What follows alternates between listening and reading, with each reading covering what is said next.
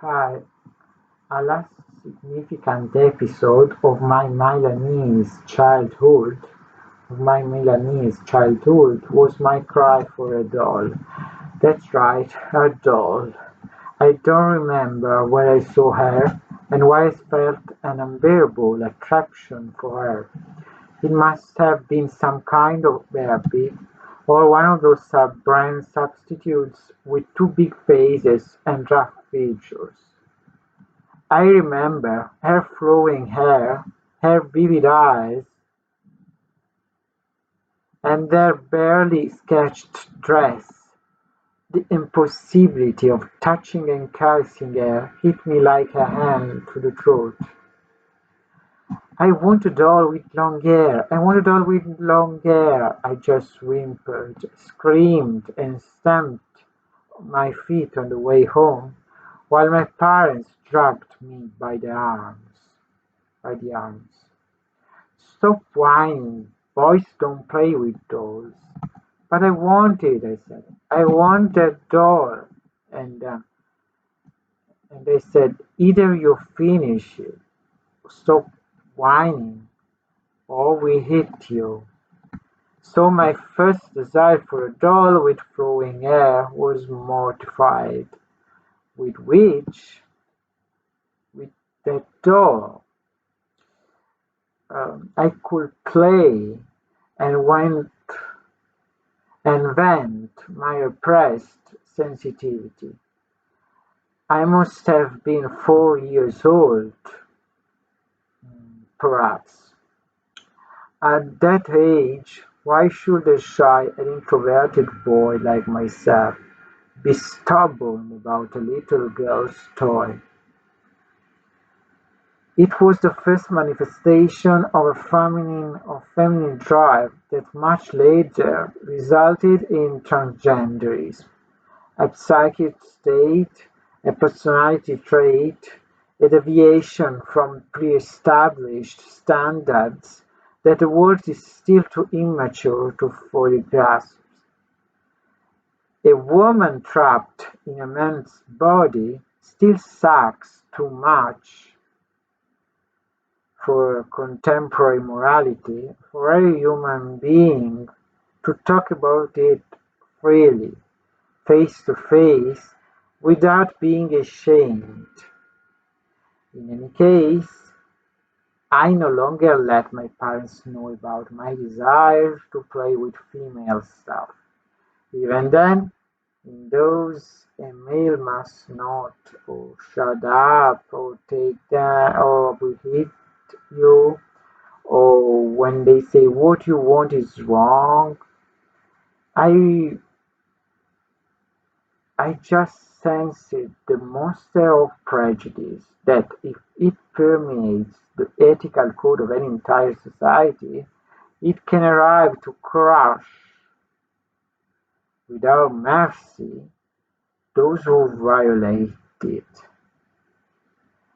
There were never dolls in my life, except for a Barbie hidden among the favors of the crystal cabinet, a toy that a few years later my mother brought as a good omen in case fate wanted to give her a daughter. My parents wanted her so much. They wanted a little girl. With that Barbie I used to play secretly. I combed her hair and changed the few accessories she had in her possession. In the long in the long run, in the long run, I used her to the point that my mother complained that some of us had wanted to spite her. Today, at almost 40 years old, I managed to buy a Barbie of my own. I play with it, I comb the hair, I have become much more delicate and sensitive to the hurt of a doll. And I wondered if I would ever be happy as a child, with braids and skirts. But no, such unhappiness cannot depend only on a single event. terrible, unnatural, unjust mistake of fate.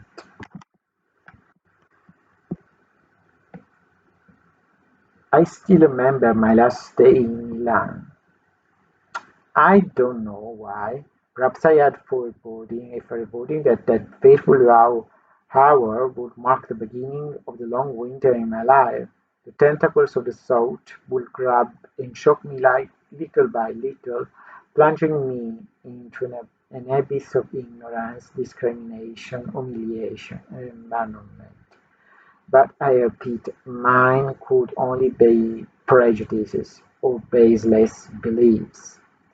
My mental cancer was passed on to me by my own parents, and I wouldn't change anywhere in the world. Uh, the teachers of the Milanese kindergarten were moved when they separated from me. I was such a quiet, good, and submissive child. You hardly noticed my presence. You hardly noticed it. Sitting next to my little brother in the back seat of the car, I watched out a window as the automatic gate closed in the fog, its little flashing orange light slowly fading into the darkness. We were leaving when it was not even dawn to reach the new house at a decent time. There was to put in place the furniture arrived with the move, and immediately contact the kindergarten so as not to lose precious days of school.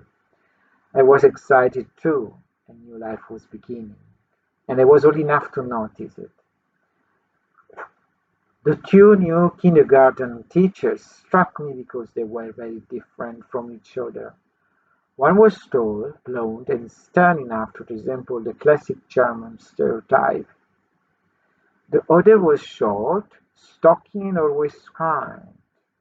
We children always turned to her for a fear of some unfounded reproach for the first woman, or the first teacher. Once I received a slap in the face from the German woman, probably for a fairly free call from one of the ancients of the class, or the urchins in the class. I was so poked by it that I couldn't lift my head from the counter for the rest of the day. Another time, the good teacher got angry with me because I never wanted to take part in group games. "You really are a macaron," she told me with bad taste, making a characteristic gesture that enabled me. "You are a fool." She had a nasty look that I had never seen before, and more than anything else, that appellation struck me with for the roar or laughter that followed throughout the class. Before that, I never imagined that anyone would call me a wimp or a little failure. I didn't deserve it. Also because I did everything to excel in the small creative activities that abounded during my last year of kindergarten. When all my little companions asked to be able to play with construction toys, with blocks, toy cars, and molds, I asked for my usual pencil case.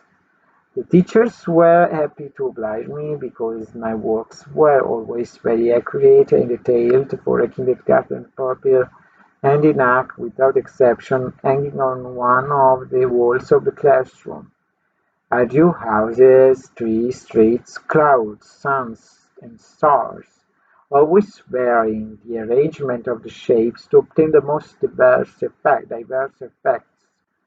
My heart swelled with pride when a German teacher, the one who looked like a German teacher, complimented me and still returned to congratulate me when my mother came to pick me up.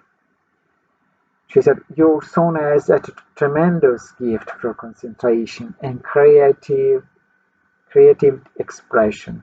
In elementary school, he will be a little genius," she assured.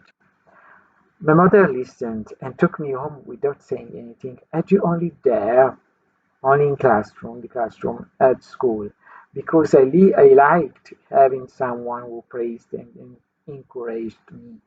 Why should I get my hands dirty at home with no one watching me? This memory in particular of those moments and of the following school years, um, it's about